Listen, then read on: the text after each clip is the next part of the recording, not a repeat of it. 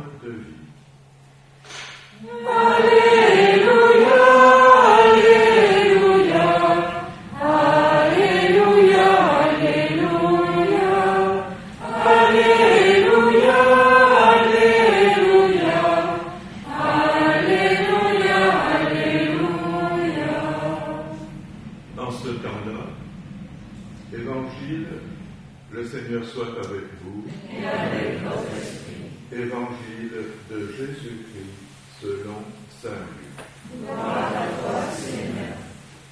En ce temps-là, Jésus disait à ses disciples en parabole, un aveugle peut-il guider un autre aveugle? Ne vont-ils pas tomber tous les deux dans un trou? Le disciple n'est pas au-dessus du maître, mais une fois bien formé, chacun sera comme son maître. Qu'as-tu à regarder la paille dans l'œil de ton frère, alors que la poutre qui est dans ton œil à toi, tu ne la remarques pas? Comment peux-tu dire à ton frère, frère, laisse-moi enlever la paille qui est dans ton œil, alors que toi-même ne vois pas la poutre qui est dans le tien? Hypocrite, enlève d'abord la poutre de ton œil, alors tu verras clair pour enlever la paille qui est dans l'œil de ton frère. Un bon arbre ne donne pas de fruits pourris, jamais non plus un arbre qui pourrit ne donne de bons fruits. Chaque arbre, en effet, se reconnaît à son fruit. On ne recueille pas des figues sur des épines. On ne vendange pas non plus du raisin sur des ronces. L'homme bon tire le bien du trésor de son cœur qui est bon. Et l'homme mauvais tire le mal de son cœur qui est mauvais. Car ce que dit la bouche, c'est ce qui déborde du cœur. Acclamons la parole de Dieu. Louange à toi, Seigneur Jésus.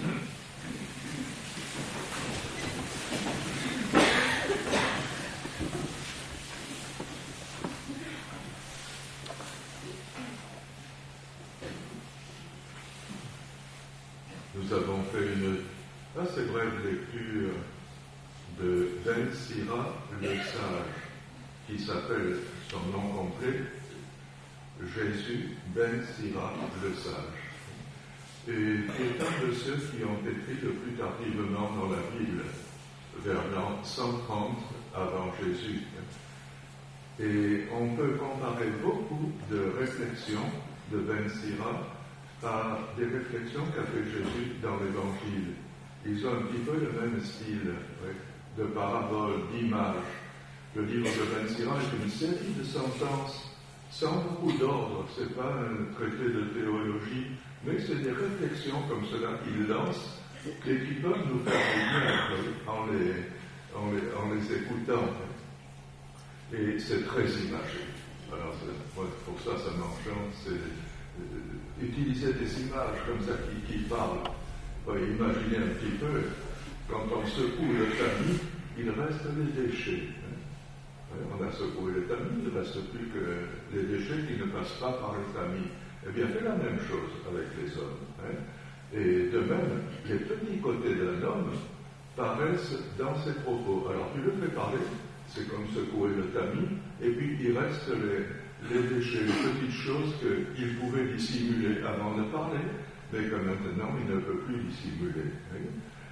Et le four éprouve les vases du potier, et l'homme en le faisant parler. À la chaleur du four, tout ça, le four se révèle ce qu'il est, s'il est bon, s'il n'est pas bon. Eh bien, l'homme aussi, en parlant, te révèle ce qu'il est.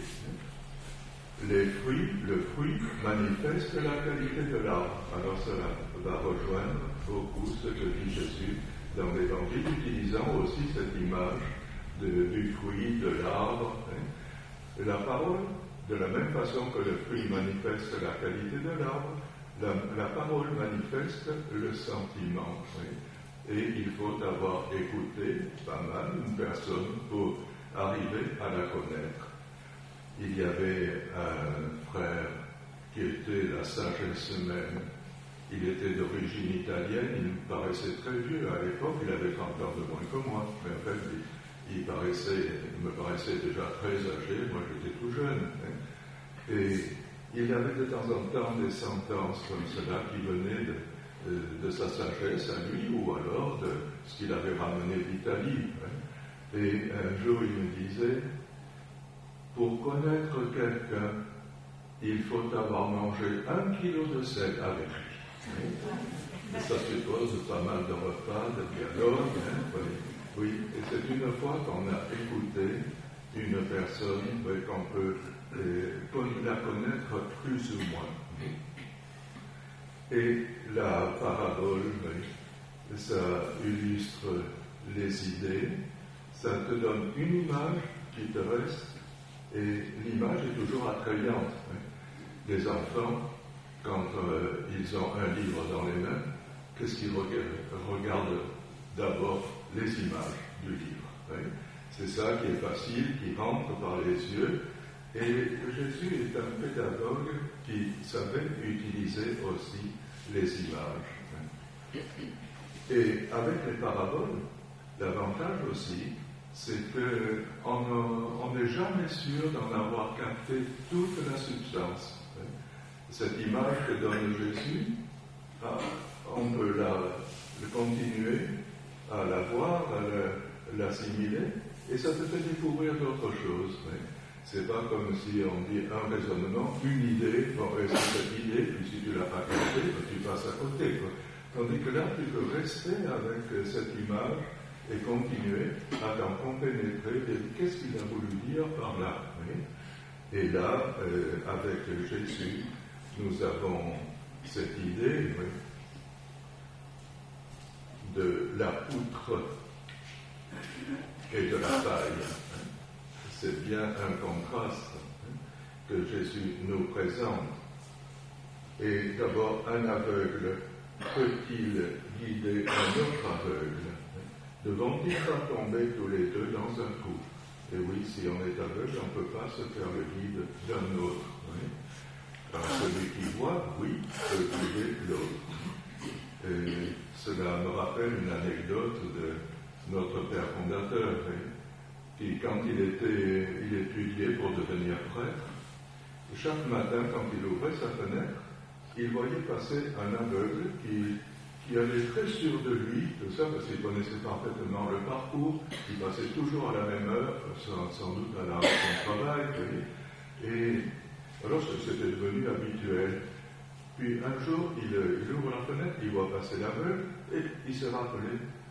Mais hier soir, quand je suis rentré, il y avait une tranchée qui avait été ouverte et qui n'a pas de barrière. Pour quelqu'un qui ne voit pas le problème. Mais il a pensé tout de suite, cet aveugle, un peu plus loin, va tomber dans la tranchée. Alors il est descendu à toute vitesse, il est descendu dans la rue, puis il voyait que l'aveugle marchait très vite vers la tranchée, et il a commencé à crier « Aveugle, aveugle, aveugle !» Et l'autre s'est offensé, il marchait encore, il a continué à marcher, il croyait qu'on l'injuriait. Alors notre père fondateur s'est mis à courir vers l'aveugle, et puis en criant plus loin, aveugle, aveugle, jusqu'au moment où l'aveugle s'est retourné, il a dit, pourquoi vous m'injuriez? Alors il lui a pris la main, le bâton, il a mené un peu plus loin, puis il lui a fait, avec le bâton, mesurer la tranchée. Alors l'aveugle a compris. On a besoin, et si ça avait été un autre aveugle, tous les deux tombaient dans la tranchée, avec toute la connaissance de l'itinéraire qu'ils avaient. Qu'as-tu à regarder la paille dans l'œil de ton frère, alors que la poutre qui est dans ton œil à toi, tu ne la remarques pas? Vous voyez, il n'y a pas qu'à enseigner, on exagère. Mais exagérer un peu, ça aide à comprendre. La poutre, vous imaginez, une poutre dans un œuf. Mais Jésus n'a pas peur de ces exagérations qui nous mettent devant la réalité. Ce que tu reproches à ton voisin quelque chose qui est minime, et toi-même, tu ne regardes pas ce que tu as sur ta propre conscience. Comment peux-tu dire à ton frère, frère, laisse-moi enlever la paille qui est dans ton œil, alors que toi-même ne vois pas la poutre qui est dans le tien, hypocrite. Enlève d'abord la poutre de ton œil, alors tu verras clair pour enlever la paille qui est dans l'œil de ton frère. C'est un langage clair.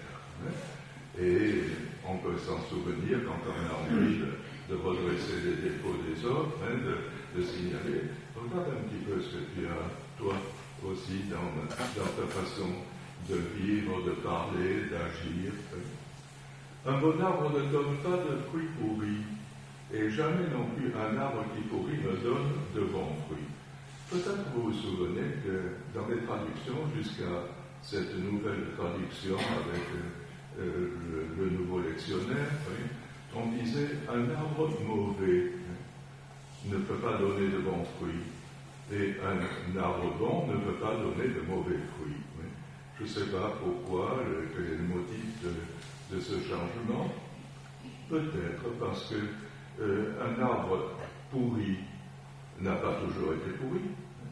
Il a peut-être donné durant des années de très bons fruits, puis il est devenu pourri. Et là, alors, les fruits aussi ne peuvent pas être bons. Peut-être c'est cette idée. Aujourd'hui, on voit tellement d'arbres qui ont sans doute été de très bons arbres, et puis qui tout d'un coup manifestent qu'il y a eu aussi de la pourriture. Nous en souffrons terriblement dans l'Église, et si la société regardait un peu, la société serait encore pire.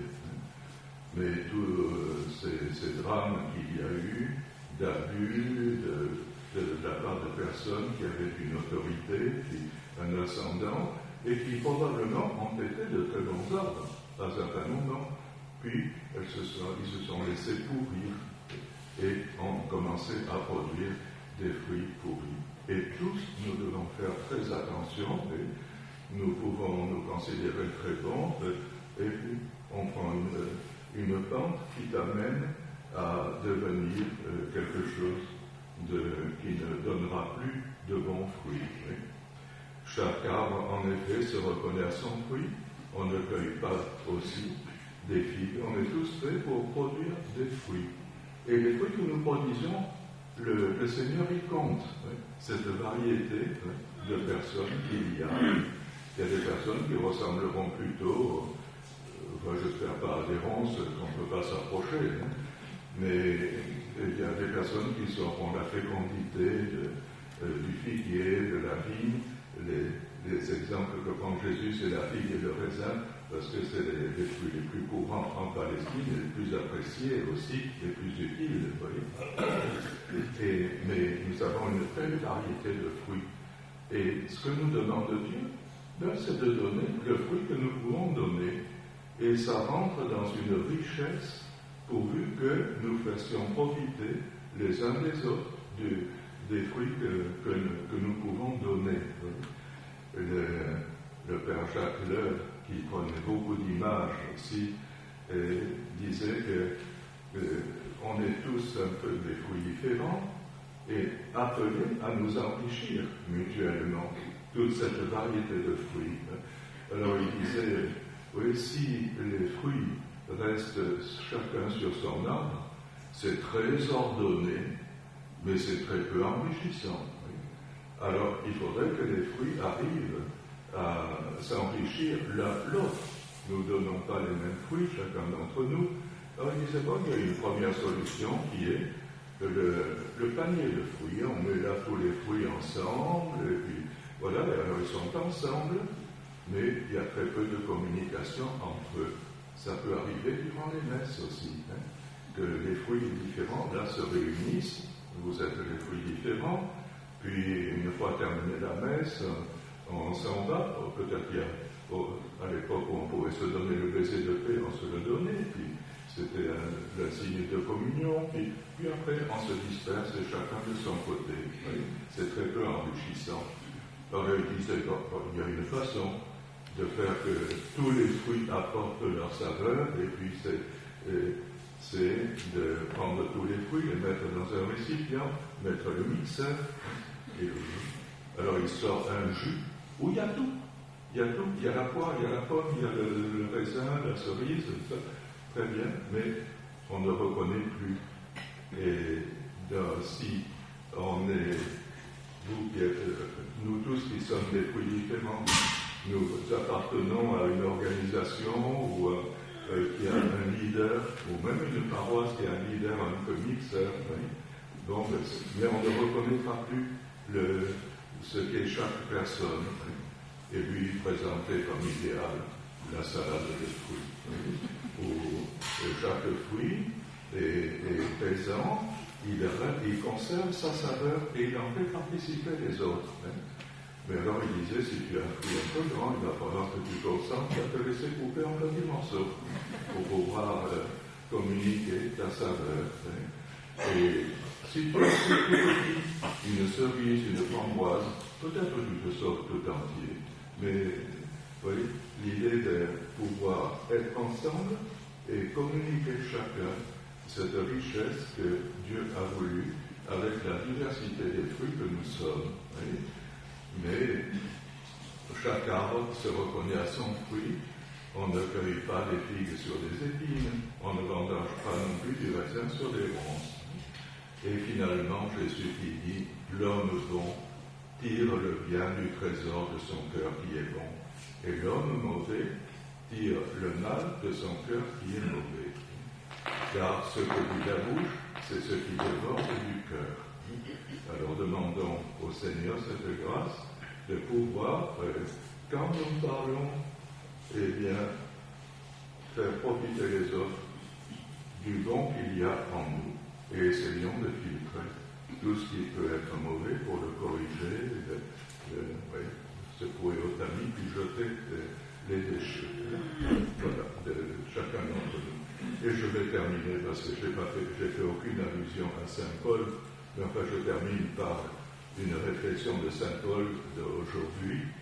Ainsi, mes frères bien-aimés, soyez fermes, soyez inébranlables, prenez une part toujours plus active à l'œuvre du Seigneur, faites fructifier ce que vous êtes, car vous savez que dans le Seigneur, la peine que vous vous donnez n'est pas perdue.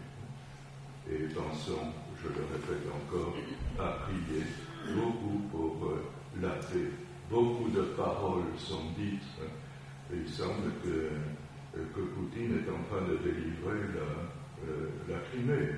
D'après ces paroles, les paroles de l'Occident sont tout à fait différentes. Les paroles, dans cet amas de paroles, demandons au Seigneur que se fasse la paix.